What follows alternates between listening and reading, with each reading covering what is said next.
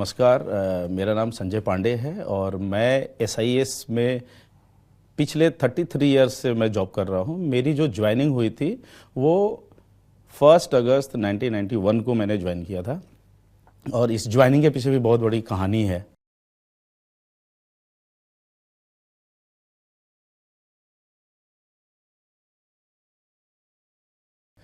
कहानी ये है कि एसआईएस की फर्स्ट यूनिट जो लार्जेस्ट यूनिट है वो झारखंड के चासनाला में आ रही थी। चासनाला एक माइंस का इलाका है और जब वो यूनिट आई थी उससे पहले वहाँ बहुत बड़ी ट्रेजेडी हुई थी। उस ट्रेजेडी में अंडरग्राउंड माइंस में बहुत सारे लोग मारे गए थे, तो उसकी सिक्योरिटी की रिस्पॉन्सिबिलिटी एसआईएस को मिली थी। और चूंकि चासनाला और सिंदरी हमारा दोनों ऑलमोस्ट 6 या 7 किलोमीटर का डिफरेंसेस में था और सिंदरी फर्टिलाइज़र है, वहाँ हमारे फादर मैकेनिकल इंजीनियर थे, मैं वहीं पढ़ता था। तो हमने देखा एक नई यूनिफॉर्म में लोग आए हुए हैं, अलग सा एक थोड़ा वो फौजी सा लुक लग रहा था। तो हमने सोचा क्या है, थोड़ा एक्साइटमेंट हुआ, तो कुछ फ्रेंड्स के साथ हम लोग चले गए। तो जब उनकी रोल कॉल हो रही थी, उनकी पीटी परेड हो रही थी, तो हमने देखा, समझा। इनफैक्ट चेयरमैन सर भी उस समय वहाँ आए हुए थे। फर्स्ट टाइम चेयरमैन सर का वो दौरा हुआ था, बहुत सारे नए लोग वहाँ आए हुए थे। तो हमने भी यंग थे, हम लोग पहुँच गए वहाँ कि क्या है। तो हमने पूछा कि क्या इसमें रिक्रूटमेंट का क्या प्रोसेस है। फिर उन्होंने बताया कि आप पटना बंदर बागीचा आ जाइए ऑफिस। उन्होंने एक पर्ची पे लिख के दिया कि आप पटना बंदर बागीचा हमारे ऑफिस में आइए, वहीं से सबकी रिक्रूटमेंट होती है और सबकी वहाँ ज्वाइनिंग होती है। तो एसआईएस बहुत कम लोग जानते थे कि सिक्योरिटी होती क्या है, कंपनी क्या होती है। पहले का प्रिस्क्रिप्शन क्या था कि लोग सिक्योरिटी का मतलब समझते थे नाइट वॉच, जैसे नाइट में आते हैं कॉलोनियों में पहरा देते हैं, उस तरह का। लेकिन ये कॉन्सेप्ट कुछ दूसरा था। तो हमें भी थोड़ा सा अच्छा लगा, क्योंकि मैं धनबाद में ही बॉर्न एंड बॉटम, मेरा धनबाद ही प्लेस है। तो मुझे लगा कि नहीं, इसको एक बार ट्राई करना चाहिए। ठीक है, आगे देखा जाएगा क्या होगा, ऐसा कोई तो बंधन तो है नहीं। फिर हम बंदर बागीचा, हम 4-5 दोस्त हैं और हमने सबने अप्लाई किया। इनफैक्ट वो 5 में से सिर्फ मेरा एक सिलेक्शन हुआ, बाकी लोग नहीं हुए, लेकिन मेरा सिलेक्शन हुआ। हम वहाँ से गढ़वा ट्रेनिंग सेंटर में मेरा मोमेंट कटा कि गढ़वा ट्रेनिंग सेंटर में आपको जाना है और आपको जाकर के ट्रेनिंग करना है। तो एक अलग एक्साइटमेंट था, क्योंकि मैं ऑलरेडी पहले एनसीसी हमने किया हुआ था। तो हमारा एक अंदर एक्साइटमेंट था कि हम एक एनसीसी किए हुए हैं, उसी तरह का हो सकता है ट्रेनिंग होगी। तो हमें पटना से सारा आइटम मिला, किट मिला हमें, और बेड बिस्तर सब मिलता था पहले, वो सब लिया। हमें इंस्ट्रक्शन था कि आप अपना कुछ आइटम लेके जा सकते हो। हम चले गए। जब हमने ट्रेनिंग सेंटर देखा वहाँ, तो वाकई ट्रेनिंग सेंटर लगता है। और हमारा जो चेंज हुआ दिमाग में कि नहीं, ये है वाकई ट्रेनिंग है। मॉर्निंग में उठना, समय पे ड्रिल करना, पीटी करना, क्लासेस होना, अदर एक्टिविटी होना, तो वो सारी चीज़ें हमने देखा और हमें बहुत अच्छा लगा। और पता नहीं चला कि हमने 1 मंथ कैसे बिताया। हालांकि हमारी 1 मंथ की ट्रेनिंग थी, लेकिन कुछ यूनिट्स के इधर उधर डिप्लॉयमेंट्स की वजह से हम लोगों को 2 मंथ वहाँ रहना पड़ा। जो हमारा बैच था वो 128 और बहुत ही स्ट्रॉन्ग बैच था हमारे टीम का। हमने वहाँ से ट्रेनिंग किया। उसके बाद हमारी पोस्टिंग हो गई पटना, और किस्मत था और ये अच्छा भी था हमारे लिए, क्योंकि मैंने प्लस इंटर किया था, उसके बाद ही मैं चला गया था। और जब मैं पटना आया तो इनफैक्ट हमारे जो प्रेसिडेंट ट्रेनिंग के अभी जो हैं वो वहाँ पे पोस्टेड न्यूली वो भी थे।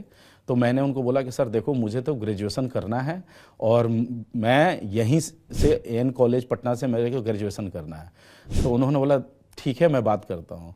उसी बीच हमारी मुलाकात चेयरमैन सर से फिर दोबारा हुई। तो मैंने चेयरमैन सर को भी बोला कि सर क्योंकि मेरा ग्रेजुएशन भी मुझे करना है और बिना ग्रेजुएशन किए मैं पटना से फिर मैं नहीं जाऊंगा। तो उन्होंने बोला ये बहुत अच्छी बात है। और चेयरमैन सर ने इतना सपोर्ट किया मुझे, इतना सपोर्ट किया। उन्होंने स्पेशली वहाँ जो भी बीएलओ हुआ करते थे, जीएलओ होते थे, उनको उन्होंने बताया कि आप इनका एक अलग ऐसा यूनिट दो जहाँ की ये शांति से रह सके और पढ़ सके। रहने के लिए भी उन्होंने, चेयरमैन सर ने अपने घर का जो बैरक है वहाँ उन्होंने एकोमोडेट किया था। मुझे याद है आज की डेट में भी, वहाँ 8 से 10 ही लोग लिमिटेड रहते थे, तो उसमें एक मैं भी था। और मेरी फर्स्ट यूनिट थी कुर्जी होली फैमिली हॉस्पिटल। मुझे वहाँ एज ए सुपरवाइज़र के लिए रखा गया कि आप सुपरवाइज़र का काम करोगे और आप पढ़ोगे भी। तो मैं वहाँ अपना क्लासेस भी करता था एन कॉलेज में और वहाँ सुपरवाइज़र का जॉब भी करता था। तो इस तरह से कंपनी में मेरा कैरियर जो है स्टार्ट हुआ और बहुत समय हमने वहाँ बिताया।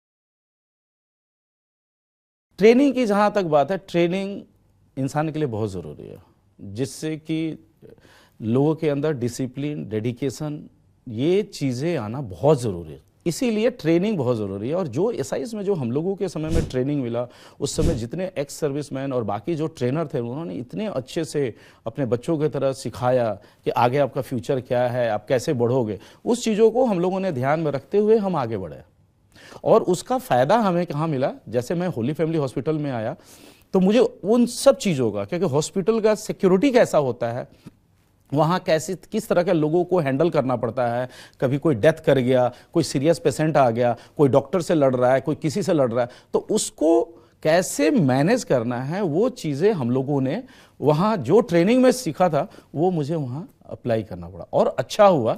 फिर धीरे धीरे हम वहाँ से निकले और निकल के हम दिल्ली आए। 94-95 में हम दिल्ली में आ गए। हमारी आईटीडीसी यूनिट रेज हो रही थी और हम लोगों ने महिपालपुर में बहुत बड़ा कैंप लगाया था। फर्स्ट टाइम दिल्ली में बहुत बड़ी यूनिट आई थी आईटीडीसी होटल्स की। जितने भी होटल्स थे उनकी सिक्योरिटी की रिस्पॉन्सिबिलिटी हमारे यहाँ आई थी। उसमें इनफैक्ट मैं आपको बताऊं कि मैंने कंपनी में व्हीकल भी चलाया है और गाड़ियाँ भी चलाई है। और चूँकि क्या था कि नाइट चेकिंग भी करना था और मेरी किस्मत इतनी अच्छी है कि मेरे साथ आरपी सिंह साहब भी दिल्ली आए।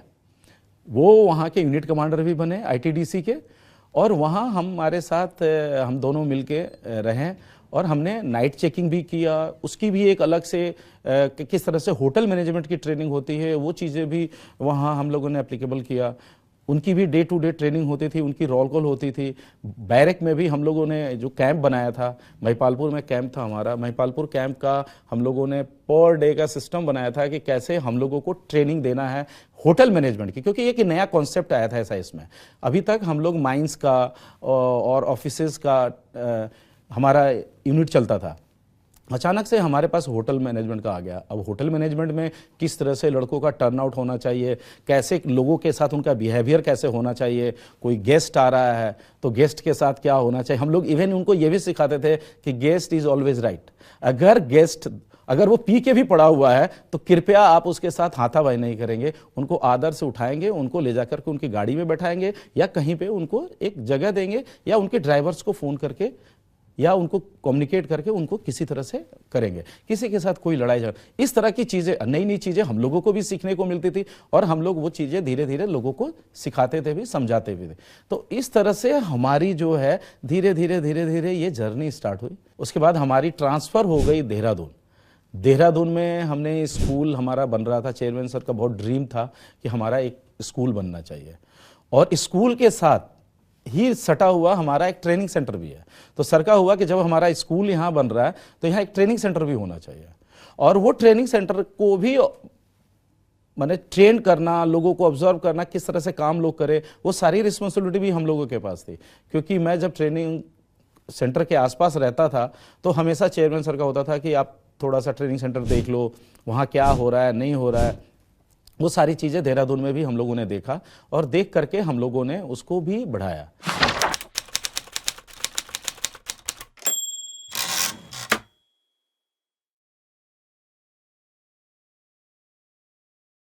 हम दिल्ली में रहे।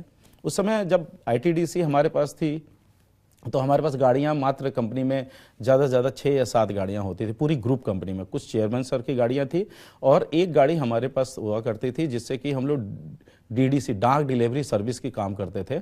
एसआईएस डाक डिलीवरी सर्विस की भी हमारा एक यूनिट चलता था, तो वो गाड़ी थी। उससे भी हम लोगों ने, उस गाड़ियों से भी फिर हमने बस खरीदा। धीरे धीरे हमारा कुनबा जो है बढ़ता गया। आज के डेट में हमारे पास 4900 व्हीकल है पूरे ग्रुप और मैं उस पूरे ग्रुप का as a vice president fleet हूँ। वो दौर और आज के दौर में बहुत सारी चेंजेस हुई है क्योंकि सारी चीज़ें हमने चेंज किया। उसके बाद 2004 में हमारा ट्रांसफ़र चेयरमैन सर ने मुझे प्रमोट करते हुए मुझे कॉर्पोरेट ऑफिस में उन्होंने भेजा, और कॉर्पोरेट ऑफिस में आने के बाद हम लोगों ने नया सेगमेंट स्टार्ट किया कैश इन ट्रांजिट का। CIT बिजनेस होता है कैश मैनेजमेंट का, तो वो हमने स्टार्ट किया। और आज के डेट में हमारे पास कैश की केवल सिंगल कैश में हमारे पास 3477 व्हीकल हमारी केवल कैश वैन चल रही है।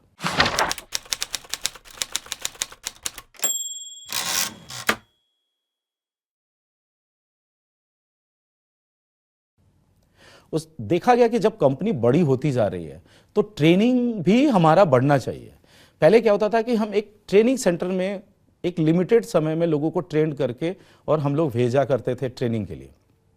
आज के डेट में हमारे पास ये सुविधा है कि हम यूनिट ट्रेनिंग कराते हैं। तो इसकी सोच जो है 2016-17 में चेयरमैन सर और हमारे जीएमडी सर ऋतुराज सिन्हा साहब, हम लोग अचानक कहीं जा रहे थे तो हुआ कि क्यों नहीं हम लोग अपना ट्रेनिंग स्टार्ट करें, हम अपनी मोबाइल वैन ट्रेनिंग स्टार्ट करें। तो मुझे सर का इंस्ट्रक्शन आया कि एक काम करो, कुछ ऐसा निकालो जिससे कि हम लोग 100% ऑन ग्राउंड ट्रेनिंग कराएं। वो कैसे होगा इस पे काम करो। 2017 में हमने स्टार्ट किया, इसके R&D स्टार्ट किया अलग अलग गाड़ियों पे, कभी टोयोटा पे, कभी बोलेरो पे, कभी योद्धा पे, कभी टेम्पो ट्रेवलर पे, अलग अलग मारुति वैन पे। हमने सोचा कि कहीं ना कहीं ये गाड़ी हमारी सेट हो, गाड़ी हमारी ऐसी होनी चाहिए जिसके अंदर पूरी ट्रेनिंग टूल्स हो, लाइक टीवी हो, ट्रेनिंग के लिए उनको फर्स्ट एड हो, फायर का हो, हर चीज़ कैसे एक जगह एक गाड़ी के अंदर हो और वो गाड़ी हमारी हर जगह जाए और जा करके वो ट्रेनिंग कराए। ट्रेनिंग में सबसे बड़ी बात होने के लिए हम लोगों को एक चैलेंज क्या आ रहा था कि हमारी यूनिट बहुत छोटे छोटे लोकेशंस पे भी है, तो वहाँ कौन सी ऐसी गाड़ी परफेक्ट होगी रफ एंड टफ जो कि वह गाड़ी जाए।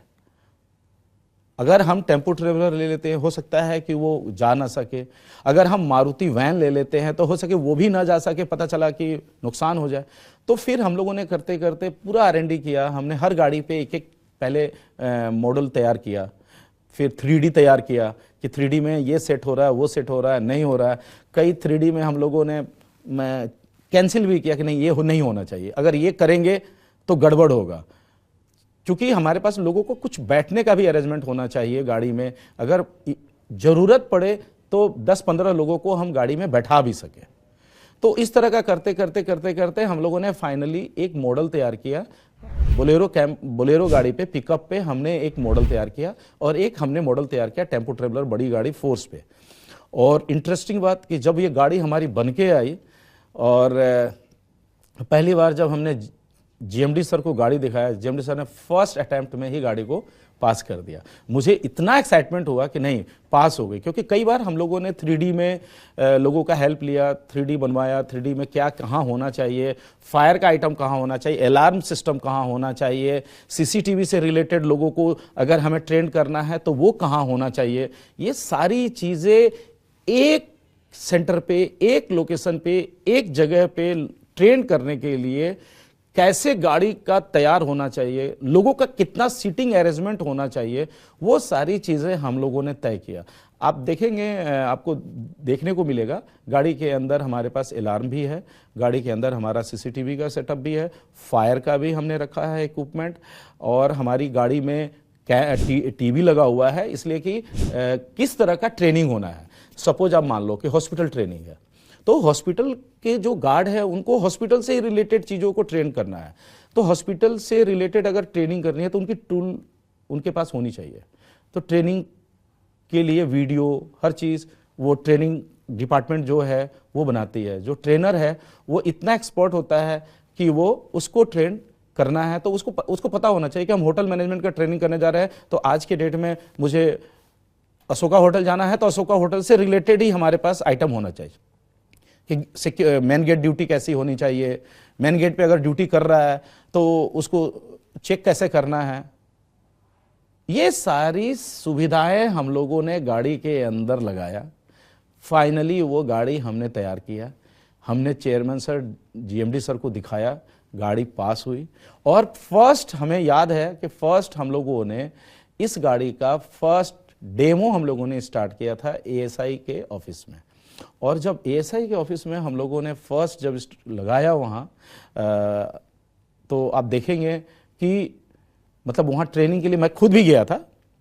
मैं खुद खड़ा होके कैसे गार्ड को ट्रेन करना है, उनको किस तरह से डिसिप्लिन होना चाहिए, किस तरह से मैं फर्स्ट, क्योंकि उस समय इस चीज़ों को पहले किसी को बताया नहीं गया था। हम लोगों ने कि लॉन्च जब करना था तो पहला हुआ कि एक डेमो करते हैं।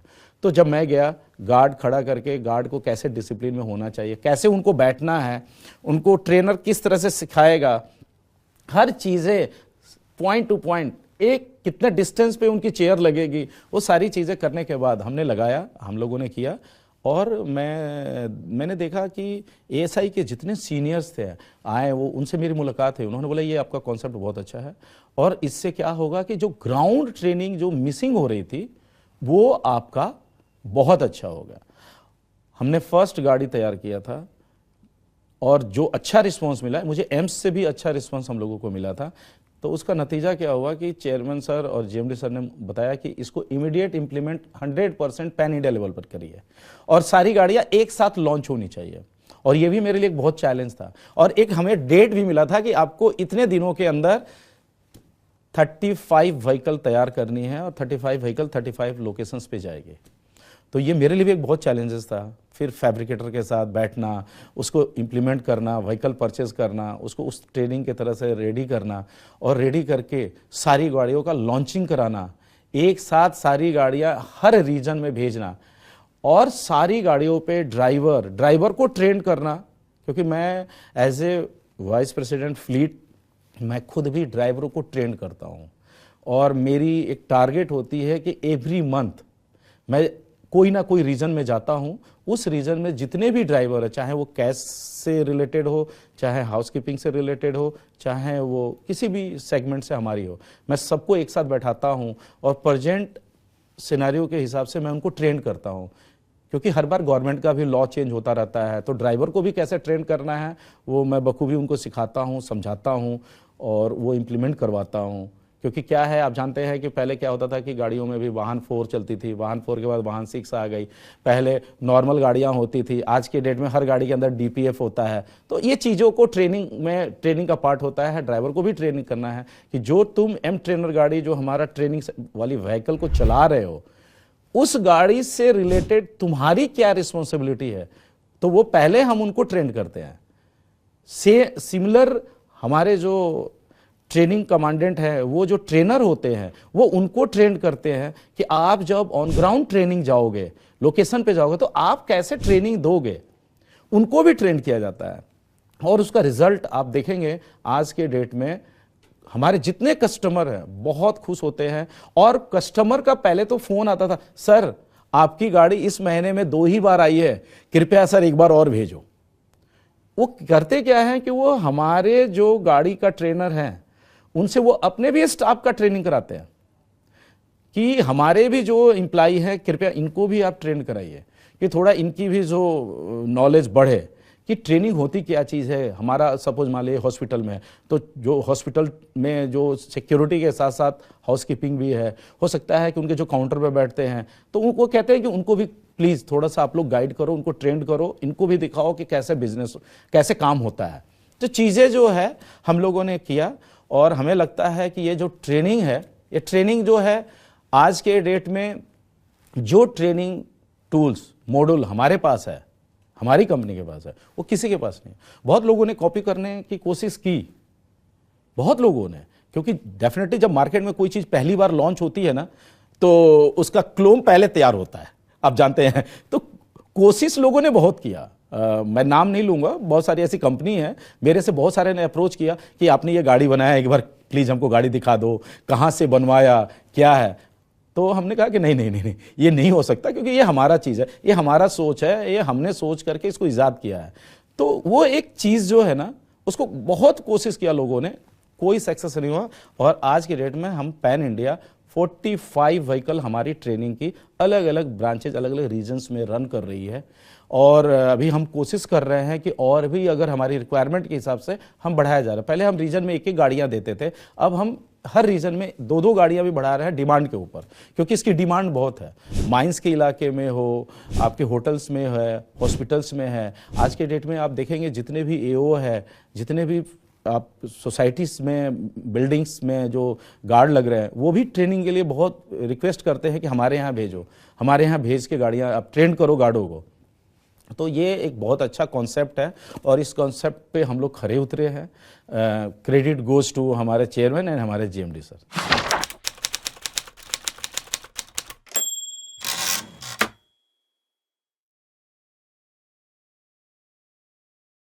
इसमें मैं आपको एक चीज बताऊं कि एक बार गाड़ी जाती है, जिस यूनिट में जाती है, वहां दोनों शिफ्ट, तीनों शिफ्ट के लोगों को ट्रेन करके आती है। अगर फर्स्ट शिफ्ट के लोग सेकंड शिफ्ट का रिलीवर चेंज हो रहा है, तो अगर फर्स्ट शिफ्ट का ट्रेनिंग हुआ तो सेकंड शिफ्ट की भी ट्रेनिंग पहले वहीं होगी, उसके बाद वो दूसरे लोकेशन पे जाएगी।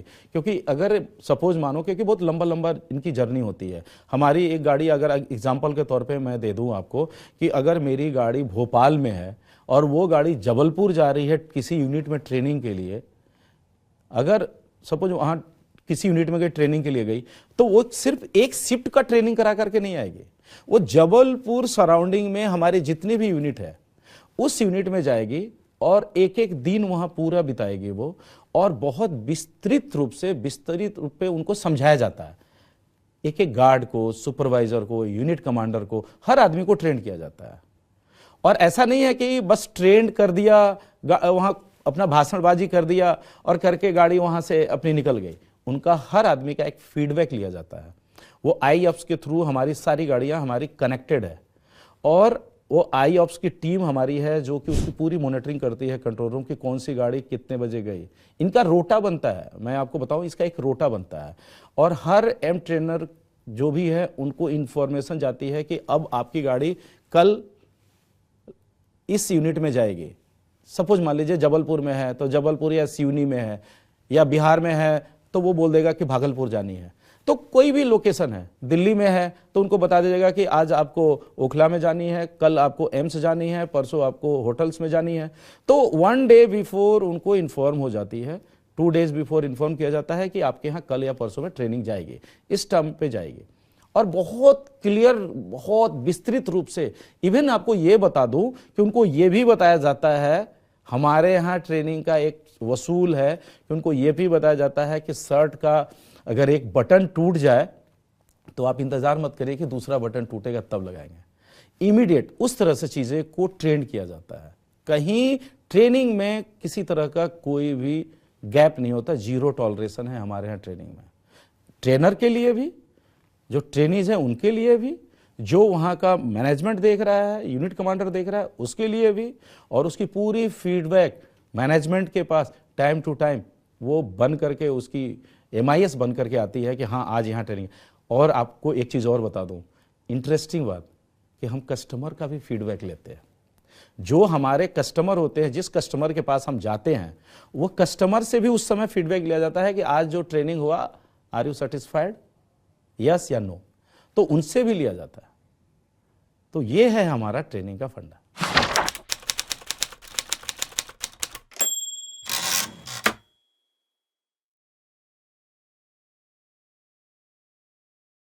आपको याद होगा कि मोजर बियर ना पहले पेन ड्राइव बनाता था, चिप बनाते थे, वो आपके पहले डिस्क आते थे वो बनाते थे।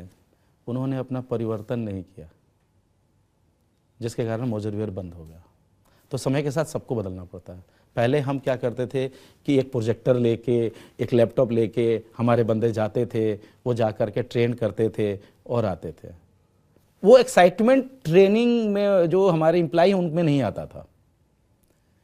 ठीक है, उनको पता था कि आया है, कोई आया है, कुछ सिखाया गया, वो जमाना एक था। उसको बदलने के लिए हम लोगों ने 16-17 से ये काम स्टार्ट किया कि कैसे इसको और इम्प्रूव किया जाए।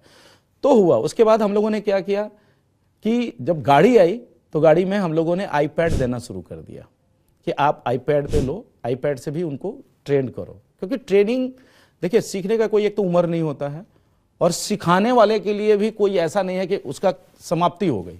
उसके लिए भी नई नई चीज़ें हमेशा उसके दिमाग में आती रहनी चाहिए, उसको बोलते हैं असली ट्रेनर बोलते हैं।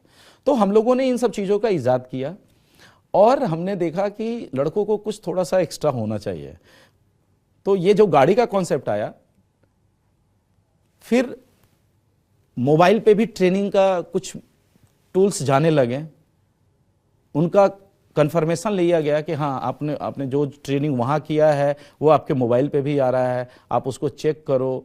तो चीज़ें देखो समय के साथ बदलते चला गया।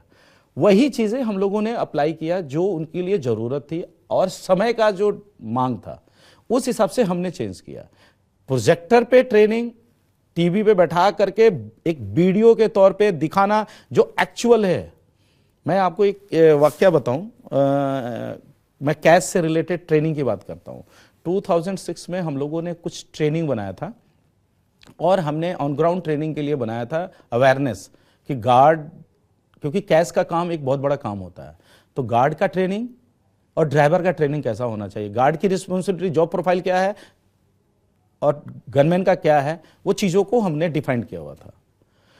वो चीज़ें 2006 में जो हमने वीडियो बनाया था वो 2019 में सेम इंसिडेंट हुआ और उसमें हम लोग सक्सेस हुए। हम लोगों ने, हमारे लड़कों को याद आया, क्योंकि हम बार बार एक ही चीज़ की ट्रेनिंग जब देते हैं ना तो लड़कों को याद रहता है कि अरे सर ने एक वीडियो दिखाया था, उस वीडियो में ऐसा ऐसा था और वही चीज़ें अभी होने वाला था और उससे कैसे बचे। हमने देखा कि जो 2006 में जो हम लोगों ने ट्रेनिंग तैयार किया था मटेरियल, उसका फ़ायदा हमें 2019 में मिला। तो बहुत चीज़ें, और हम सक्सेसफुली उससे निकल गए। तो ट्रेनिंग में आपका समय समय पे चेंज ज़रूरी है। पहले एक लैपटॉप पे जाते थे, उसके बाद हम पैड पे गए, उसके बाद हम हर जितने भी हमारे गार्ड हैं, जितने भी लोग हैं, उनके मोबाइल पे भी हमारा आईऑप्स का है, उसमें भी ट्रेनिंग की वीडियो और बाकी चीज़ें जाती रहती है समय समय पे उनको, और उनको अवेयरनेस होती रहती है और उनकी फीडबैक ली जाती है थ्रू उनके मोबाइल। ये भी मैं आपको बता दूं, उनके मोबाइल के से उनकी फीडबैक ली जाती है कि उन्होंने जो ट्रेनिंग किया, हमारी व्हीकल गई, ट्रेनिंग लिया, उससे उनको क्या बेनिफिट मिला, वो क्या सीखे। पहले गार्डों को ये भी नहीं पता होता था कि ईएसआई में उनका क्या है, पीएफ का क्या भागीदारी है और उनका सेवा क्या है, ये सारी चीज़ें उनको पता नहीं होता था, उनकी गिरवांश पता नहीं होता था पहले, तो वो भी बड़ा परेशान होते थे। जब ट्रेनिंग में गया तो हर चीज़ों की ट्रेनिंग होती है। ऐसा नहीं कि हमने केवल बता दिया कि आपको होटल में गए, आपको गार्ड को खड़ा रहना है, सर को good morning, good evening, good afternoon बोलना है। नहीं, उनको ये भी बताया जाता है कि आपका कंट्रीब्यूशन क्या है, मैनेजमेंट का कंट्रीब्यूशन क्या है, ये सारी चीज़ें उसके अंदर उनको ट्रेन किया जाता। उनको आज के डेट में ये पता है कि मेरा कितना रुपए का पीएफ कटा है, मेरा ईएसआई में क्या क्या है, मुझे सेवा मिल सकता है।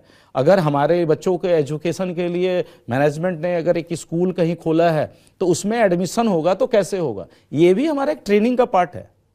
केवल कस्टमर के पास बंदों को भेज देना और उसके लिए ट्रेन करना कि जाओ जी वहाँ तुम्हारा ये है, तुमको खड़ा रहना है, सर आएंगे तो गुड मॉर्निंग बोल देना है, या मटेरियल आ रहा है तो एंट्री कर लेना है और आउट कर देना है, ये कोई ट्रेनिंग नहीं है, ये तो एक बेसिक चीज़ है। उस मटेरियल की क्वांटिटी क्या है, उसका बिल्टी क्या है, वो चालान कहाँ से आया है, क्या वो मैनेजमेंट जिस कस्टमर के पास हमारा माल जा रहा है वो गेट पास उन्होंने साइन किया है नहीं किया है, ये सब भी एक हमारा ट्रेनिंग का पार्ट है। तो ये सारी हमारी ट्रेनिंग में ऐड ऑन किया हुआ है।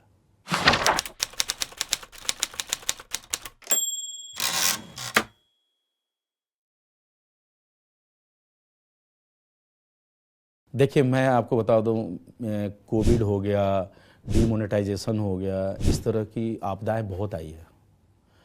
डीमोनेटाइजेशन एक बहुत बड़ा समय आया था।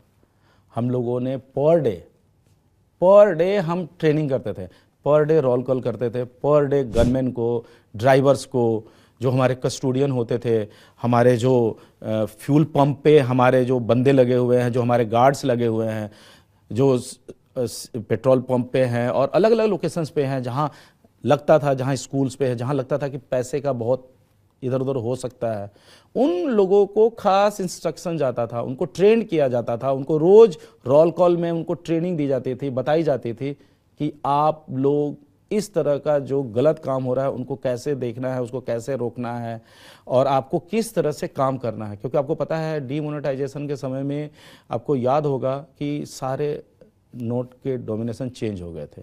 नोट जब चेंज हुए तो उसके लिए कैसेट चेंज हुआ। उस कैसेट के अंदर पहले कुछ और नोट आते थे, अब कुछ नोट और आ रहे हैं। कोई ऐसा नहीं है कि कोई गलत करके पैसे ला के दे दे या कि भैया मेरा बदल देना। तो ये भी एक ट्रेनिंग का पार्ट था। हम लोगों ने खास पर डे हमारे कैश टीम के जितने भी हमारे रीजनल हेड है, ब्रांच हेड है, वो सारे लोग पर डे ट्रेनिंग देते थे और पर डे उनको बताया करते थे कि इस तरह का काम होना है। सेम चीज़ आपने बताया कोविड में फर्स्ट डे, आपको बताऊं फर्स्ट डे जिस दिन सरकार ने बंदी की घोषणा कर दी कि सारे जगह लॉकडाउन लॉकडाउन लॉकडाउन लॉकडाउन, उस लॉकडाउन में SIS ही एक ऐसी कंपनी रही है जो 100% अटेंडेंस के साथ सारे एम्प्लाई, चाहे वो हमारे सिक्योरिटी गार्ड हो, चाहे हमारे वो हाउसकीपिंग के एक क्लीनर हो, चाहे वो हमारे ड्राइवर हो, चाहे हमारे कस्टोडियन हो, चाहे हमारे गनमैन हो, सभी ने 100% अपना योगदान दिया। क्यों? कि उनको पहले से हम लोग इस तरह का ट्रेनिंग दिए हुए हैं कि आपको हर चीज़ में आपको पहले रहना है। किसी भी तरह का कोई आपदा आए तो आपको तैयार रहना है। और इसलिए मैं आपको बताऊं कि इस चीज़ों को ट्रेनिंग की जहाँ तक बात आ रही है, हमारे GMD सर ने हम लोगों को भी ट्रेंड किया। क्योंकि कोविड किसी को पहचान के नहीं आया था कि ये BP है, ये सुपरवाइज़र है, या ये है, ये गार्ड है। कोविड एक अलग डिजास्टर था। तो उसको मैंने देखा है कि हमारे GMD सर हर यूनिट में, हर ब्रांच में, हर रीजन में पर डे जाते थे, लोगों को बैठाते थे, उनको ट्रेंड करते थे। जितने सीनियर है वो उनको ट्रेंड करते थे। हमारी रिस्पॉन्सिबिलिटी होता है कि हम अपने नीचे वालों को ट्रेंड करें। और हम लोग ट्रेंड करते थे कि आपको मास्क लगा के, ग्लव्स लगा के आपको काम करना है, आपको ड्यूटी पोस्ट नहीं छोड़ना है। साथ में अगर कोई कोरोना कोविड से इन्फेक्टेड बंदे आपको मिल जाते हैं तो आपको उसको कैसे हैंडल करना है, किस तरह से आपको उनके मैनेजमेंट को बताना है। क्योंकि हॉस्पिटल्स एक ऐसा था कि कोविड के समय में आपने देखा होगा, ऐसा कोई हॉस्पिटल नहीं था जहां आप जाओ तो बेड नहीं है। ऑक्सीजन की मारामारी अलग चल रही थी। आपको याद होगा कि एक रेमडेसिविर एक मेडिसिन आती थी जिसके लिए बहुत मार होती थी, क्योंकि जब भी कोई डॉक्टर होता था तो वो यही लिख देता था रेमडेसिविर, वो मिलता नहीं था। अब लोग पागल होते थे। कोई आया हॉस्पिटल के गेट पे पड़ा है, उसको किस तरह से मैनेज करना है। ऐसा नहीं है कि उसको भगा दो, मार दो, भगा दो, इस तरह का चीजें नहीं होती थी। तो उसको किस तरह से मैनेज करना है, ये सारी ट्रेनिंग ऊपर से आती थी। हमारे जितने सीनियर्स है वो बताते थे, हम नीचे ग्राउंड पे बताते थे, हम ग्राउंड पे जाते थे। मुझे याद है कि मैं खुद एम्स में, सफदरजंग हॉस्पिटल में, राम मनोहर लोहिया में मैं खुद भी गया हूँ। कई लोगों को हेल्प के लिए गया हूँ। हमने क्या किया, देखो मैं आपको बताऊँ, हमारा जो एम ट्रेनर है, हमने एम ट्रेनर ट्रेनिंग वैन के साथ साथ हमने इसको एक तरह से फर्स्ट एड भी बनाया था कोविड में। हमने उसके अंदर सारी एम ट्रेनर्स में हमने एक्स्ट्रा ऑक्सीजन सिलेंडर, पूरी टीम, एक नर्सिंग टीम अरेंज करके हमने रखा हुआ था कि कहीं भी कुछ हो जाए तो फर्स्ट एड हम पहले अपने टीम के लिए अरेंज करके हमने रखा हुआ था।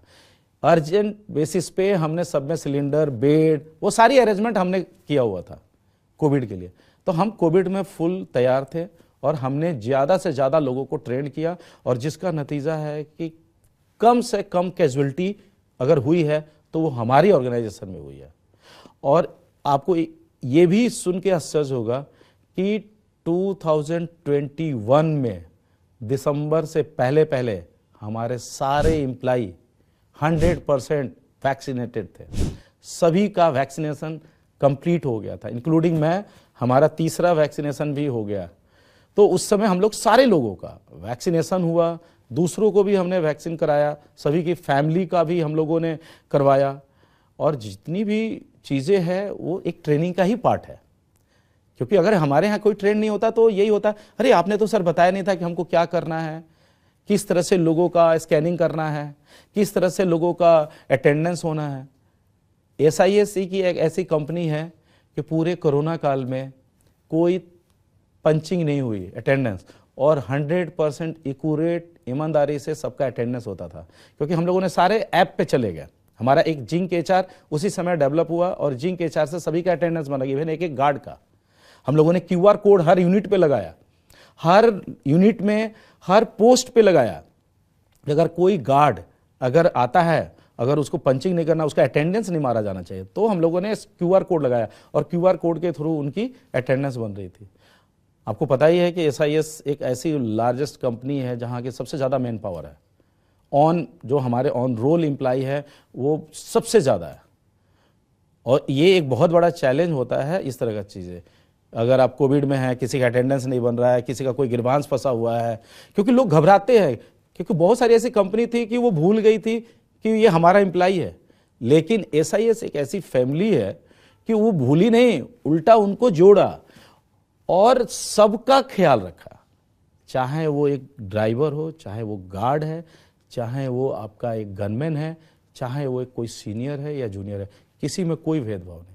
तो इसके पीछे भी एक ट्रेनिंग ही है, ये मूल मंत्र ही है हमारा। और हमारा जीएमडी सर का एक मैं आपको बताऊंगा कि पूरे कोविड में उन्होंने घूम घूम के हर यूनिट, दिल्ली एनसीआर की तो ऐसे कोई ब्रांच और रीजन और कोई बड़ी यूनिट नहीं होगी, छोटी यूनिट, जहां वो नहीं गए होंगे। वो खुद मास्क, ग्लव्स वो पूरा पहन करके और खुद घूमते थे, और हम लोग भी घूमते थे साथ में। तो और ये नहीं कि दिन में घूम लिया, दिन में चेक कर लिया, ऐसा नहीं। पूरी रात पूरी टीम हर यूनिट पे जाती थी, चेक करती थी कि किसी को कोई तकलीफ तो नहीं है, किसी को कोई ऐसा तो नहीं हो गया कि किसी के साथ कोई कोविड तो नहीं हो गया, वो सारी चीज़ें। और ये सब चीज़ ट्रेनिंग का ही पार्ट है। देखिए मैं बताऊं कि मैं यहीं दिल्ली में था, और जब इन्फॉर्मेशन आई उसके बाद हमारी, क्योंकि मैं आपको बताऊं, शायद आपको पता है कि नहीं, हमारी कैश मैनेजमेंट की एक अलग डिपार्टमेंट है, हमारी कंपनी है एसआईएस कैश करके कंपनी है, और हम केवल कैश का ही काम करते हैं। तो ये हमारे लिए एक बहुत बड़ा टफ चैलेंज था, क्योंकि हमारे जितने वॉल्ट हैं, हम वॉल्टिंग भी करते हैं, और हर वॉल्ट में डेफिनेटली कुछ ना कुछ अमाउंट पड़ा रहता है। तो हुआ कि जब डीमोनेटाइजेशन हो गया, सारे एटीएम से पैसे विड्रॉ करो, उनको जमा कराओ बैंकों में, क्योंकि बैंक सिक्योरिटी भी हमारे पास है, वहाँ भी सिक्योरिटी है। और सभी को हो गया कि एक टाइमलाइन मिल गया था, कितने दिनों के अंदर अगर आपके पास जो भी नोट है आप डिपॉजिट करो। डिपॉजिट एक अलग चीज़ था, और आपका रिफंड, आपको कैश कन्वर्ट करना, क्योंकि बैंकों के पास कैश नहीं थे, और कैश पहुंचाने की रिस्पॉन्सिबिलिटी एजेंसी के पास थी। और वो एजेंसी में अभी नंबर 1 पे हम ही लोग थे, जिसके पास कि बड़ा वॉल्ट, हमारे पास एशिया का नंबर 1 वॉल्टिंग सिस्टम है, प्रोसेस है, हमारा वॉल्ट है, वो दिल्ली में ही है। तो हम लोगों ने क्या किया कि उस चीज़ों को, और सबसे बड़ा चीज़ था कि इसके अंदर लीकेज की बहुत संभावना थी। आप समझ सकते हैं कि लीकेज किस तरह का हो सकता है। तो लीकेज की संभावना थी। तुरंत हमारे पास, हमारी पूरी टीम के पास, हमारे ग्रुप में मैसेज आया कि सभी लोग इमीडिएट, सभी लोग इतने बजे ऑफिस, सारे सीनियर्स, हम चूँकि हम इसी मेंबर हैं तो हमें सबसे पहले होना होता है, हम सारे आए, हम लोगों ने समझा इन सब चीज़ों को, और कैसे कैसे नेक्स्ट स्टेप बाय स्टेप क्या करना है, कैसे करना है, क्या इंस्ट्रक्शन होना चाहिए ग्राउंड लेवल पे। ये भी एक ट्रेनिंग का पार्ट था कि हर ड्राइवर को भी पता होना चाहिए, हर कस्टोडियन को पता होना चाहिए, हर गार्ड को पता होना चाहिए कि उनका क्या जॉब रिस्पॉन्सिबिलिटी हो गई है डिमोनेटाइजेशन में। नॉर्मल काम और इस तरह का अगर सिचुएशन है तो उसमें कैसे करना, हर आदमी को ट्रेंड करना कि भैया आपको किसी से बताना नहीं है, आप कहाँ जा रहे हो, क्या कर रहे हो, आप नए नोट लेके आ रहे हो कि पुराने ला करके उसको बैंकों में डिपॉजिट कर रहे हो, उनकी सारी डोमिनेशन चेक करना, ये सारी चीज़ें थी। आउटसाइडर भी बहुत ऐसे थे कि जिनके पास बहुत पैसे थे, वो चाहते थे कि इधर से उधर बदल लें। तो हम लोगों ने बहुत स्ट्रिक्ट और बहुत एक्शन लिया था, और हमारे जो टीम है वो पूरी की पूरी वर्ल्ड में और हर चीज़ों में बैठी रहती थी देखने के लिए कि हम कितना बड़ा नोट, कितना छोटा नोट आ रहा है, क्या उसका डोमिनेशन है, किस कस्टमर से आया है, ये सारी चीज़ें को चेक कर करके कस्टमर के साथ कनेक्ट करके, और उस सारी चीज़ों को हम लोगों ने किया। और टचवुड बता दूं आपको कि बहुत सारे एलिगेशन लगे, बहुत सारी कंपनियों पे भी लगे, बैंकों पे भी लगे, आप जानते होंगे, लेकिन एसआईएस ही एक ऐसी कंपनी थी कि 100% अपने काम में परफेक्शन लाई, और अच्छे तरीके से उसको निभाई, और जो हमारी दायित्व थी, जो हमारी रिस्पॉन्सिबिलिटी थी, उसको हमने किया।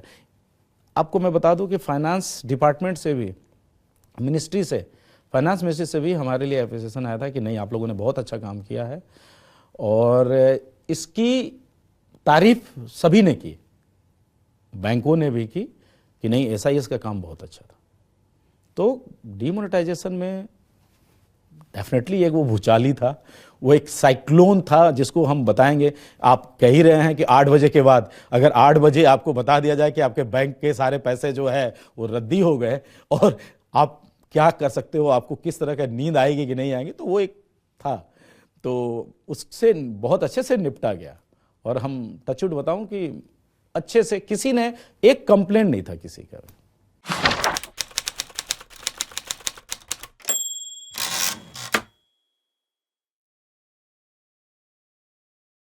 देखिए, मैं बताऊं कि जब फर्स्ट डे लॉकडाउन का हुआ, सारे लोग घबरा गए, क्योंकि हम क्या है, सर्विस प्रोवाइडर है, और सर्विस प्रोवाइडर के लिए एक बहुत बड़ा चैलेंज होता है कि अचानक से इस तरह का आपदा है, लॉकडाउन हो गए, कोविड आ रहा है, एक दूसरे के संपर्क में आने से इस तरह की बीमारी हो रही है, तो उसको कैसे हैंडल करना, किसी को पता ही नहीं था कि इसका बचाव क्या है। डेफिनेटली पूरी वर्ल्ड में इस तरह का था। तो चीज़ें जो है डे टू डे, हमारे यहाँ एचआर टीम हमारी बहुत स्ट्रांग है। एचआर एडमिन, एचआर की तरफ से पर डे इंस्ट्रक्शन आना शुरू हो गया कि आपको ये काम करना है, आपको ऐसा करना है। और हमारे जो चेयरमैन जीएमडी सर का भी बहुत सारे ऐसे मेल, व्हाट्सएप, हम लोगों ने क्या किया, आपको बताऊं कि हम लोगों ने छोटे छोटे ग्रुप्स बनाए, हम लोगों ने व्हाट्सएप ग्रुप्स बनाए, हर स्टेट का अलग अलग ग्रुप बनाया, उनको फर्स्ट एड किस तरह का चाहिए, क्या होना चाहिए, क्योंकि लॉकडाउन होने से क्या, ट्रांसपोर्ट पूरी बंद हो गई, फ्लाइट सर्विस पूरी बंद थी, ट्रेन सर्विस बंद थी। चूंकि हम इसेंशियल सर्विस वाले हैं तो हमें थोड़ी सी सहूलियत मिली हुई थी। तो हम लोगों ने क्या किया कि जगह जगह फर्स्ट हमने काम किया कि हम हैंड सैनिटाइजर, मास्क, ग्लव्स, ये चीजें हम लोगों ने हर पोस्ट पे, हर लोकेशन पे, आप ये समझो कि पूरी पैन इंडिया हमने अपनी गाड़ियों से ट्रांसपोर्ट करके, चाहे वो कैशवैन हो, बड़ी गाड़ी हो, छोटी गाड़ी हो, ट्रांसपोर्ट करके हमने हर लोकेशन पे मास्क, हैंड सैनिटाइजर, ग्लव्स, ये सारी चीजें हमने सभी जगह, कैप और चश्मे भी, इवन हम लोगों को याद है कि सर ने बोला कि नहीं सबको एक हल्ला हो गया कि आई कांटेक्ट से भी कोरोना हो रहा है, तो हमने सारे को जो है ग्लासेस भी पहुंचाने शुरू किए। तो ये सारे लोकेशंस पे हमने विदिन 1 मंथ सारे लोकेशन पे हम लोगों ने हर स्टाफ को प्रोवाइड किया। आप ये समझ सकते हैं, जहां 2,80,000 85,000 एम्प्लाई है और सभी को इन सब चीज़ों का मुहैया कराना कितना बड़ा चैलेंज है, जबकि आपके पास ट्रांसपोर्ट की सुविधा नहीं है। हम लोगों ने इसको, चैलेंज को एक्सेप्ट किया, और हर गार्ड, हर ड्राइवर, हर सुपरवाइजर, हर यूनिट कमांडर, आपको मैं बताऊं कि सफाई कर्मी जो हमारे किसी और भी कस्टमर के पास लगे, हर के पास हर चीज़ें हमने समय से और भरपूर मात्रा में पहुंचाई, और वो फ्रीक्वेंटली पहुंचाता रहा हूं। यही कारण है कि हमारे यहाँ कोई कैजुअलिटी इतनी बड़ी नहीं हुई। उसके अलावे अगर कुछ हुई भी तो उनको फर्स्ट एड के लिए हमारी एक टीम बनी हुई थी जो केवल चिकित्सा का ध्यान रख रही थी। कुछ डॉक्टर्स के भी पैनल्स हम लोगों ने तैयार किया था। हमें याद है कि मैंने खुद जो है, क्योंकि मेरे सर्किल में बहुत सारे डॉक्टर्स हैं, तो हमने डॉक्टर्स का अपोलो दिल्ली, अपोलो मुंबई, बिहार, और बहुत सारे लोग के नोएडा, क्योंकि मेरे पास बहुत सारे सर्किल में हैं डॉक्टर, तो उनसे लिंक लेकर के सभी का हमने ग्रुप बनाया कि कोई डॉक्टर देख नहीं सकता था तो हम लोगों ने टेलीफोनिक उनके साथ, वीडियो पे उनके साथ वर्चुअली उनको करके इलाज के लिए हमने सारी एक टीम बना करके, एचआर की टीम उसमें लगी हुई थी, और हम लोगों ने फॉलो अप किया। फॉलोअप करके लोगों को जो सुविधाएं पहुंचानी थी हमने पहुंचाई। इवन आपको मैं बताऊं कि रेमडेसिविर भी हम अलग अलग लोकेशन से लेकर के उसको ट्रांसपोर्ट करके अलग अलग हॉस्पिटल्स में पहुंचाएं। हमने ऑक्सीजन सिलेंडर की कमी होती थी, इवन हमने हॉस्पिटल को भी ऑक्सीजन सिलेंडर सप्लाई किया। जो छोटे हॉस्पिटल नर्सिंग होम थे जहां बहुत सारे लोग थे, बीमार थे, और हमारे पास आया कि आप कुछ अगर मदद कर सकते हो तो कर दो। तो हमने पंतनगर से, हरिद्वार से, पंजाब से, हरियाणा से, अलग अलग लोकेशन से हमने सिलेंडर का अरेंजमेंट किया और अलग अलग लोकेशन पे हमने पहुंचाया। इवन हमने यहाँ से बिहार तक सिलेंडर पहुंचाया, हमने बेंगलोर में, मुंबई में, हर जगह सिलेंडर का अरेंजमेंट हमने किया ऑक्सीजन सिलेंडर की, सबकी जान बच सके। और यही कारण है कि हमारे यहाँ किसी भी तरह का कोई भी कैजुअल्टी नहीं है।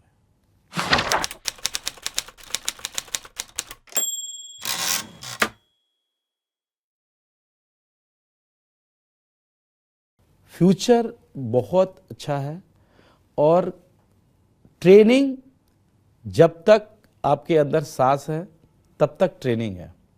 मैंने आपको पहले ही बताया, सीखने की कोई उम्र नहीं होती है, चाहे वो पाइपलाइन की सिक्योरिटी हो, चाहे वो एयरपोर्ट की सिक्योरिटी हो, चाहे हॉस्पिटल की सिक्योरिटी हो, चाहे वो होटल की सिक्योरिटी हो, ये चलती रहेंगी।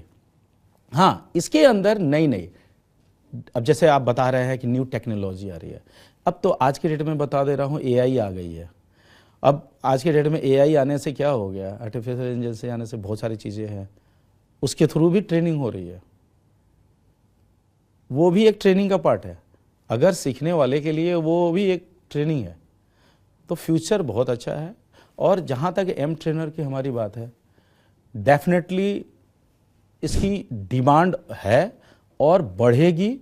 जिस तरह का आज के डेट में सिक्योरिटी लैप्सेस हो रहे हैं, चाहे वो थ्रेटनिंग हो रही है, लोगों का प्राइवेट पर्सनल सिक्योरिटी चाहिए होता है, किसी को पीएसओ चाहिए होता है, आप देख रहे हैं कि मार्केट में आए दिन कुछ ना कुछ हो रहा है। तो इस तरह का चीज़ें आएंगी, चैलेंजेस, उस तरह की चीज़ों के मुताबिक हम नए नए ट्रेनिंग मॉडल तैयार करेंगे और हम नए नए मॉडल के हिसाब से लोगों को ट्रेन करेंगे।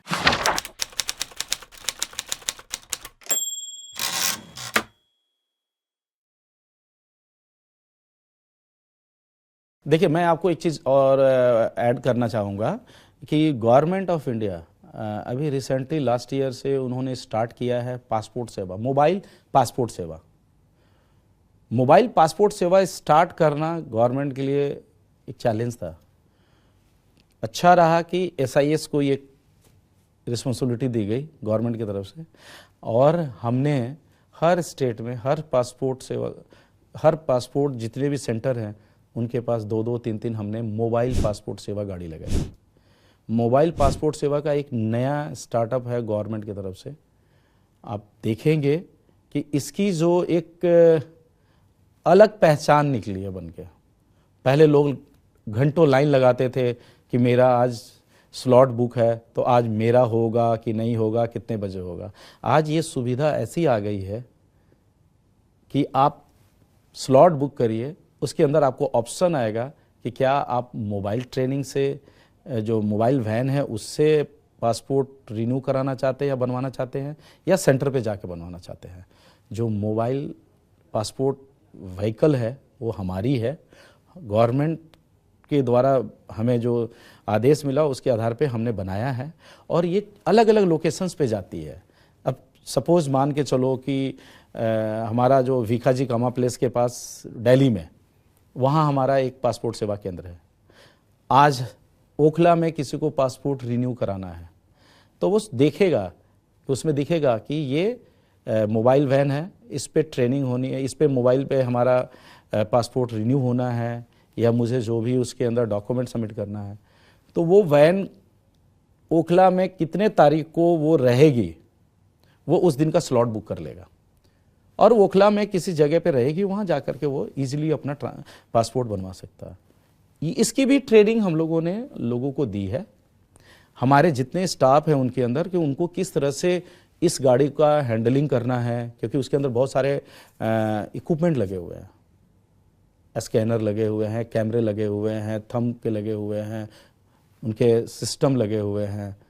तो हमारा जो ड्राइवर होता है वो ड्राइवर को ट्रेन किया गया है कि आपको कितने बजे किस लोकेशन पे एज पर स्लॉट पहुंचना है। वहाँ पहुँचने के बाद आपको पहले गाड़ी को कैसे ओपन करना है, क्या क्या आपको जेनसेट स्टार्ट करना है, एसी स्टार्ट करना है, क्या क्लीन करना है, किस तरह से चेयर लगाना है, जो लोग आएंगे उनको किस तरह से आपको गाइड करना है। ऐसा नहीं कि कोई आया बुजुर्ग आए आप उनको हेल्प नहीं कर पाएँ, उसको रैंप बना हुआ है, रैंप को बाहर निकाला, उनको ऊपर चढ़ाना है।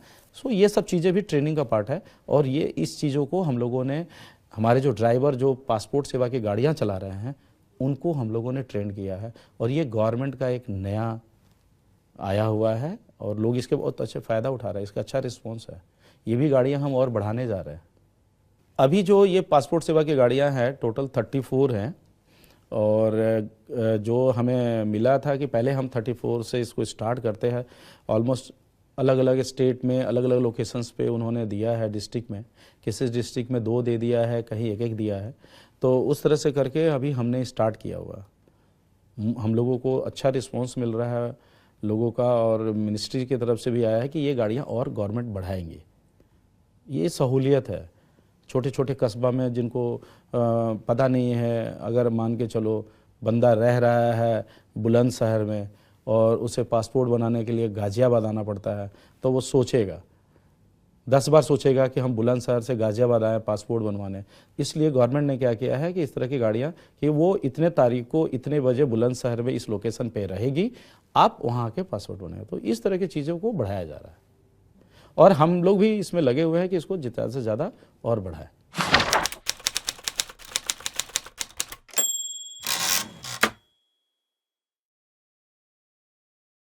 देखिए मैं आपको बताऊं, नो डाउट इसमें बहुत सारी चेंजेस आई है।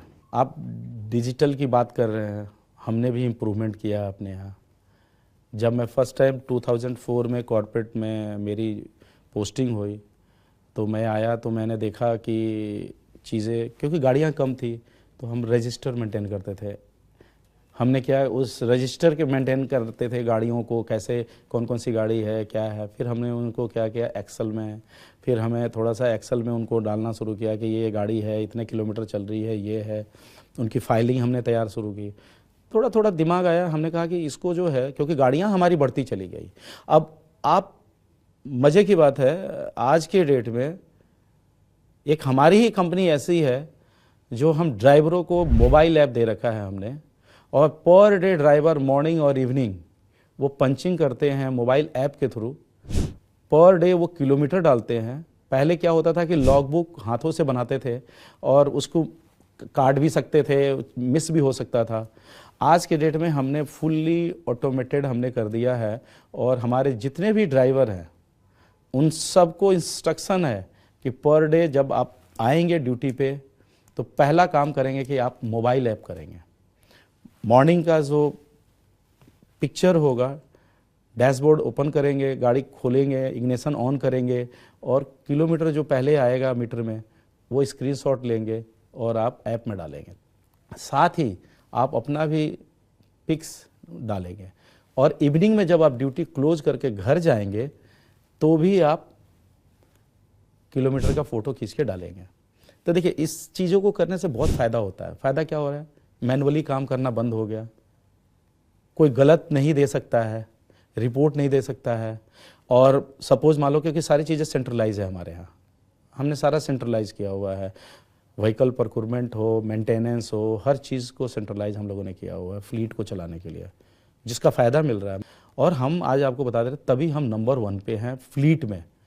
और कंपेयर टू अदर कंट्री की बात कर रहा हूँ मैं, आपको स्टेट और बाकी अपने कंपटीटर की तो बात ही नहीं कर रहा हूँ। मैं कंपेयर कर रहा हूँ कि कंट्री में और भी जितनी भी लॉजिस्टिक कंपनियां हैं उनसे मैं कंपेयर कर रहा हूँ। मैं नंबर 1, मुझे इंडियन ऑयल की तरफ से, हमारे यहाँ इंडियन ऑयल ने हमें इसके लिए भी नंबर 1 का हमें पुरस्कृत किया है। महिंद्रा ने भी हमें नंबर 1 एक्सेलेंसी का अवार्ड दिया है, क्योंकि हमारा जो KPL होता है, मेंटेनेंस होता है, वो नंबर 1 पे है। अगर बाकी लोगों की गाड़ियाँ 10 की एवरेज दे रही ओवरऑल, तो हमारी गाड़ियाँ 13 की एवरेज पे हम गाड़ियाँ चला रहे हैं। तो एक ये मॉनिटरिंग जो सिस्टम है और ये सारी चीज़ें क्यों हो रही है कि इसकी मॉनिटरिंग सिस्टम, अगर आप वर्बल किसी पे काम करोगे कि ठीक है उसने लॉगबुक में लिख दिया और आपने मान लिया कि वो इतने रुपए का फ्यूल लिया, इतने रुपए का किया, वो नहीं हो सकता। हमने इसको डिजिटल किया, हमने इसको ऐप सिस्टम पे किया, ऐप पे लाया, और हमारी लॉगबुक भी ऐप के थ्रू तैयार हो रही है।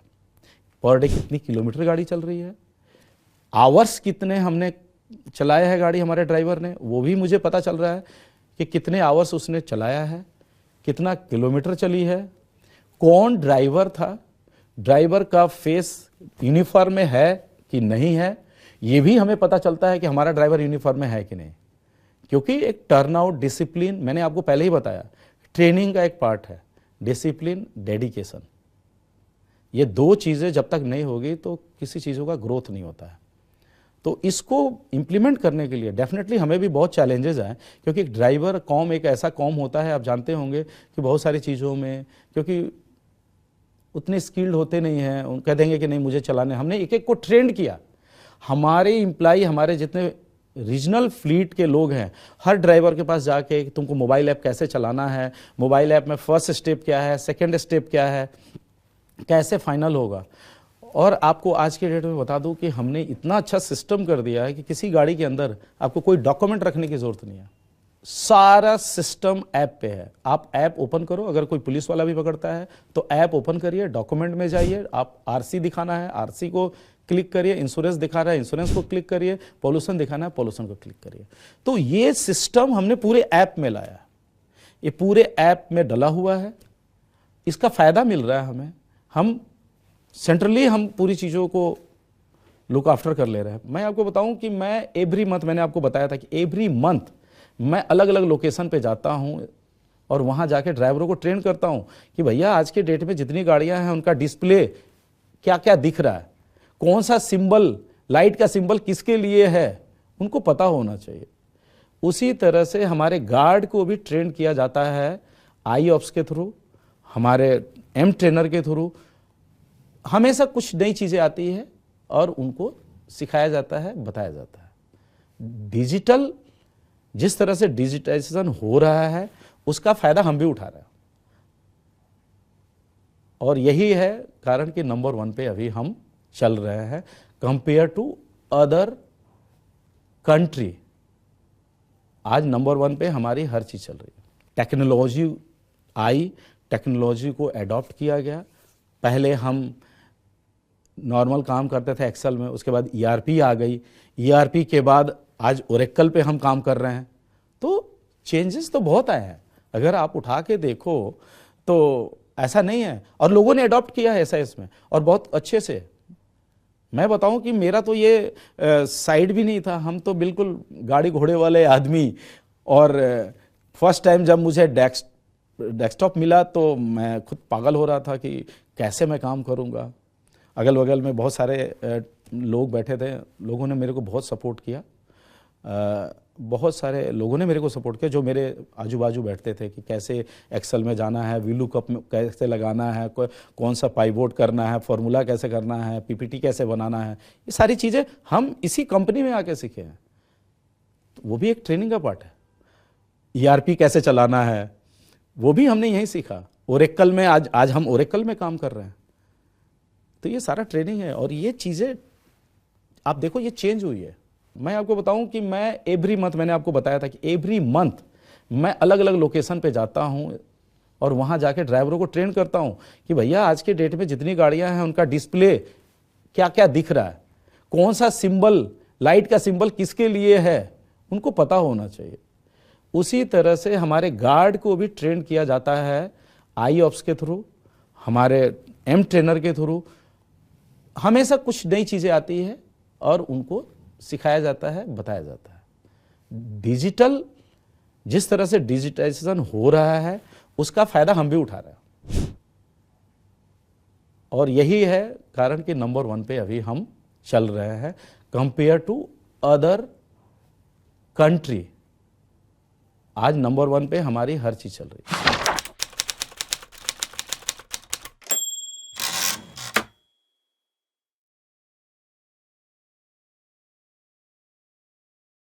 जब हमने ज्वाइन किया तब भी मुझे वो फैमिलियर ही लगा।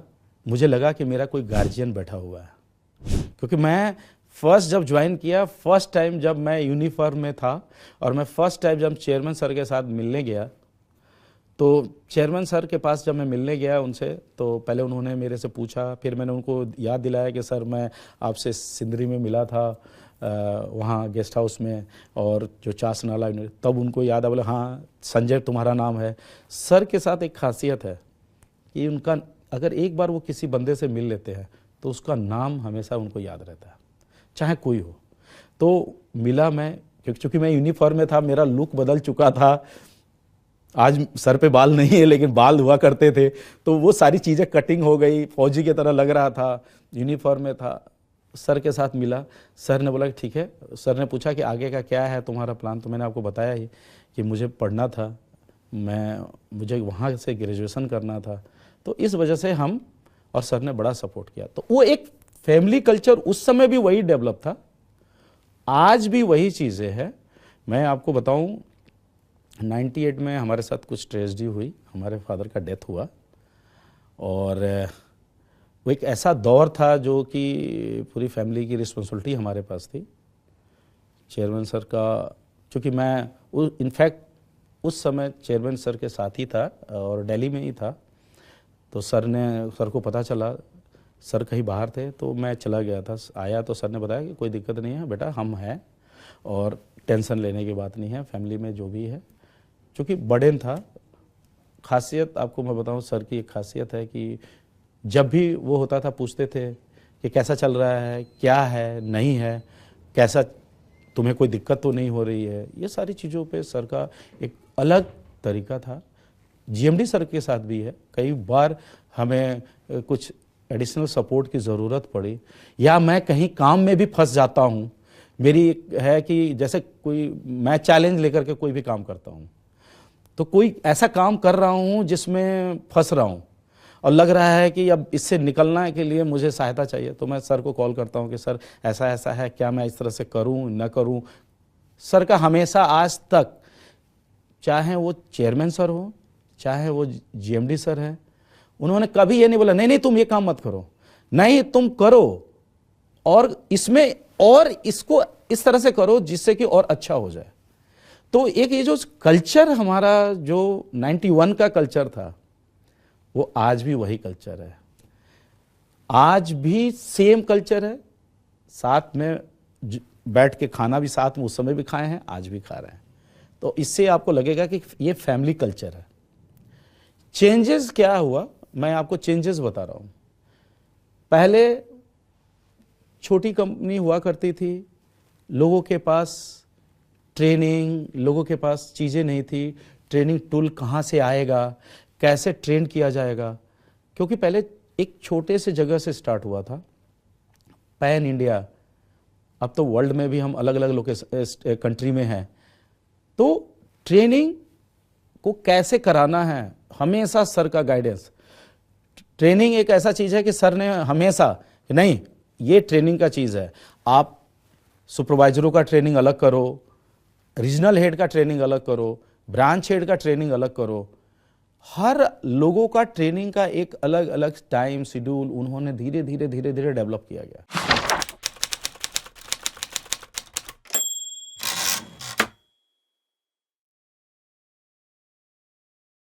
चेयरमैन सर हमेशा हर लोगों के फैमिली फंक्शन में जाते हैं, और मैं आपको एक छोटा सा वाक़या बताऊं कि जब मेरी बड़ी बेटी का जन्म हुआ था 2003 में, तो 2004 में हमने पहला बर्थडे मनाया था, और देहरादून में ही हम रहते थे। चेयरमैन सर उस समय दिल्ली में थे, और चेयरमैन सर को मैंने रिक्वेस्ट किया था कि सर मेरी बेटी का परसों बर्थडे है, और अगर आप इधर आना है तो सर एक दिन पहले आ जाइए।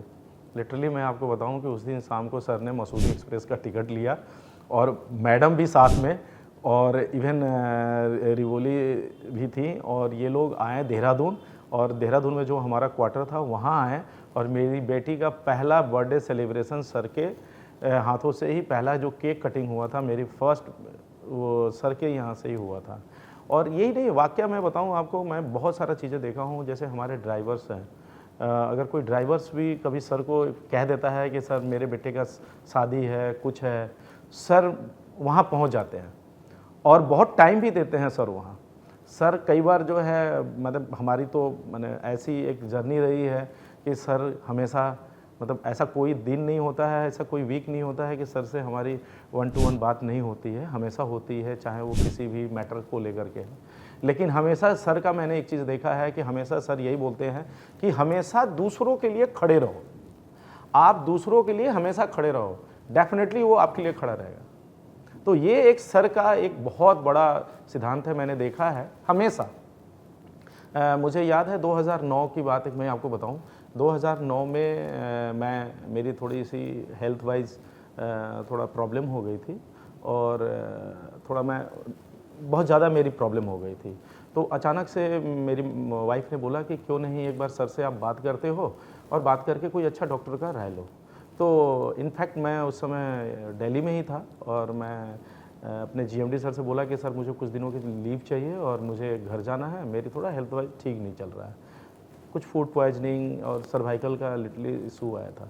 तो मैं सर से फ़ोन किया, डरते ही मैंने लगा कि फ़ोन करना चाहिए कि नहीं करना चाहिए।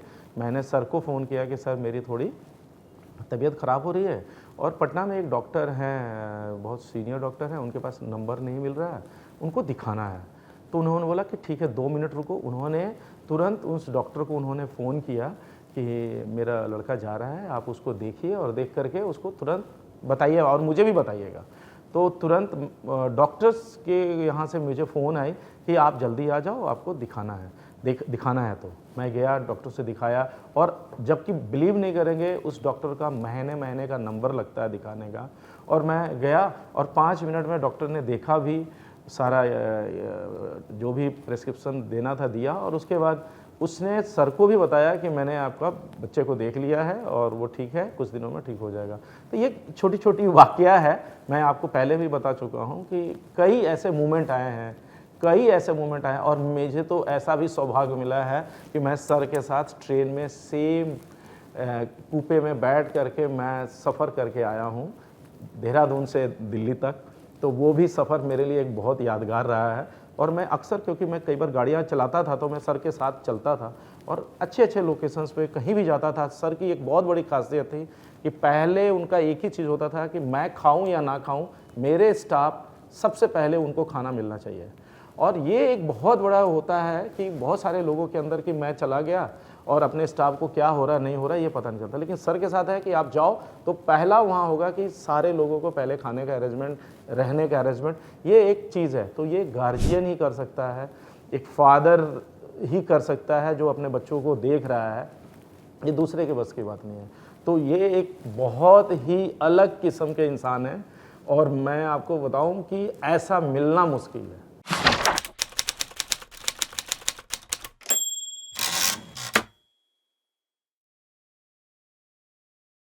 देखिए मैं बताऊं आपको कि मैं लगातार सारे एनुअल कॉन्फ्रेंस 2005 से हम करते जा रहे हैं। एनुअल कॉन्फ्रेंस अलग अलग डिफरेंट लोकेशंस पे होती है और बहुत चैलेंजिंग होता है एनुअल कॉन्फ्रेंस।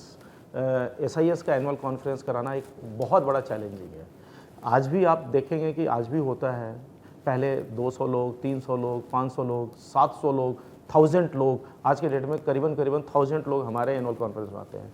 और इस तरह का इवेंट को करवाने के लिए एक बहुत बड़ा टीम की ज़रूरत होती है। कई बार मैं बताऊं आपको कि सर के गाइडेंस में, चाहे वो ISSM का हो, चाहे वो SIS एनुअल कॉन्फ्रेंसेज हो, आइदर जब नई कंपनी का कोई लॉन्चिंग होता है वो एक बहुत चैलेंज होता है।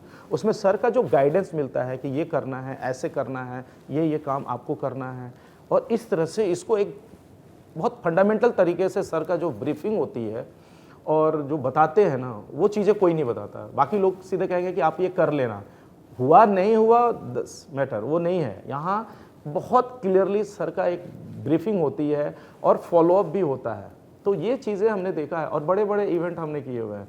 आप अचानक आप आ जाता है कि हमें गोवा में एनुअल कॉन्फ्रेंस करना है। गोवा हमारे लिए सभी के लिए ऐसा नहीं है कि बहुत हमारा फ्रेंडली है, हैदराबाद है, हम लोग वहाँ जाते हैं, उस चीज़ों को ऑर्गेनाइज़ करते हैं और सर का एप्रिसिएशन मिलता है और एप्रिसिएशन भी ऐसे नहीं मिलता, बहुत अच्छे तरीके से मिलता है। तो एक मैंने वो दिल में एक लगता है कि नहीं, पीठ पे कोई गार्जियन खड़ा है। मैं आपको बताऊं कि मुझे 2012 में लाइफ टाइम अचीवमेंट अवार्ड भी दिया गया, सर के द्वारा दिया गया, क्योंकि हमने जो काम किया है उसको देखते हुए सर ने मुझे लाइफ टाइम अचीवमेंट अवार्ड भी दिया। और हमेशा मुझे जो है हर एवरी 5 ईयर्स पे जो है हमें रिवार्ड दिया जाता है, सम्मान दिया जाता है कंपनी की तरफ से, कि जैसे हमारा 30 ईयर्स हुआ तो हमें उसके लिए एक लोगो दिया गया। माने इस तरह की चीज़ें बहुत होती रहती है कंपनी में। और चैलेंजेस भी आते हैं, ऐसे नहीं हैं। अगर क्यों जहाँ पे 1000 आदमी का एकोमोडेशन है, 1000 आदमी को लाना है, तो इवेंट हो रही है, तो उसमें चैलेंजेस आती है। बट सर का बहुत ज़्यादा सपोर्ट रहता है कि नहीं, आपको ऐसा कर रहे हो, बहुत अच्छा है, आगे और इसमें बेटर कर सकते हो।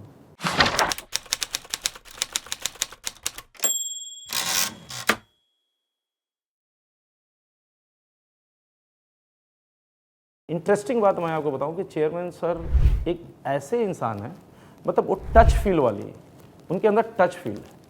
मैं डीएलएफ में 2000 कह रहा हूँ, 94 में मैं डीएलएफ में था।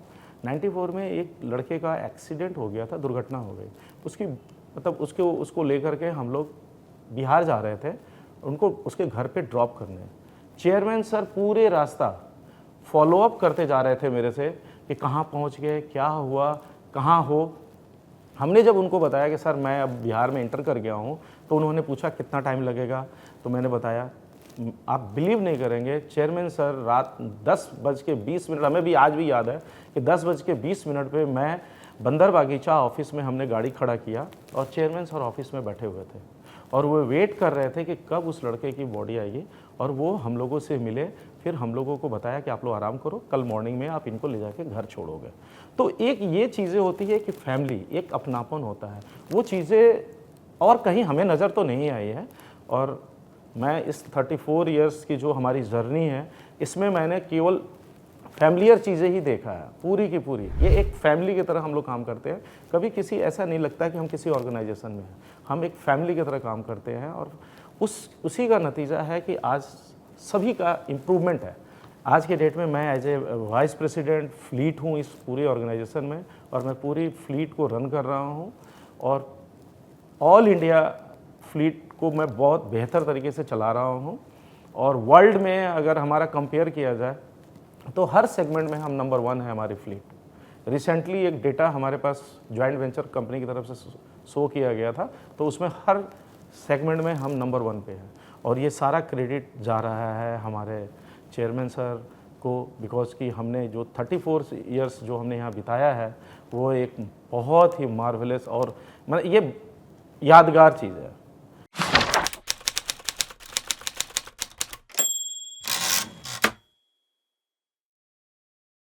छोटी सी एक अपनी वाकया बताऊं कि माउंटेनिंग के चक्कर में एक बार चेयरमैन सर 2003 में माउंटेनिंग के लिए चले गए देहरादून मसूरी पहाड़ी में।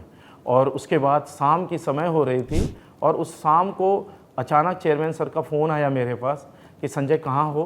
तो मैंने बोला सर मैं तो स्कूल में हूँ। चेयरमैन सर ने बोला कि मैं मसूरी के पहाड़ियों में हूँ और हम लोग पूरी फैमिली हैं, आप कहाँ हो, आप लोग कैसे आओगे, पता करो हम कैसे वापस आएंगे। लिटरली बताऊं कि हम लोगों ने बहुत जुगत लगाया और अल्टीमेटली हम लोग पहाड़ी पे पहुँचे और सर के साथ वहाँ आए। वो एक जर्नी थी जो सर के साथ पहाड़ से नीचे उतरने वाली जर्नी थी, वो लाइफ में कभी भी मैं भूल नहीं सकता हूँ। चेयरमैन सर के साथ, उनके साथ हाथ पकड़ के, मैडम के साथ हाथ पकड़ के नीचे आया और वो रात का समय था। वो एक जर्नी हमारे लिए कभी मैंने भूलने वाली नहीं है। और चेयरमैन सर हमारे गार्जियन हैं, फादर हैं, चूँकि 50 साल पूरे हो गए हैं कंपनी का। और मैं चेयरमैन सर को हृदय से एज ए गार्जियन के तौर पे मैं उनको बहुत बहुत बधाई दे रहा हूँ। और हमारी जैसे कि अभी हमारा जो टारगेट है 2047 का, तो मैं चाहूँगा और हमारी बहुत इच्छा है कि हमारी कंपनी का जो टर्नओवर हो वो 50,000 करोड़ टर्नओवर हमारा होना चाहिए। हम सिक्योरिटी में नंबर 1 वर्ल्ड वाइड, फैसिलिटी में नंबर 1 वर्ल्ड वाइड और कैश में नंबर 1 वर्ल्ड वाइड हम होना चाहते हैं। और यही हमारी इच्छा है और इसी चीज़ को आगे बढ़ाने के लिए हम लोग निरंतर अपना प्रयास करते रहेंगे, जिससे कि हमारी कंपनी का और नाम हो।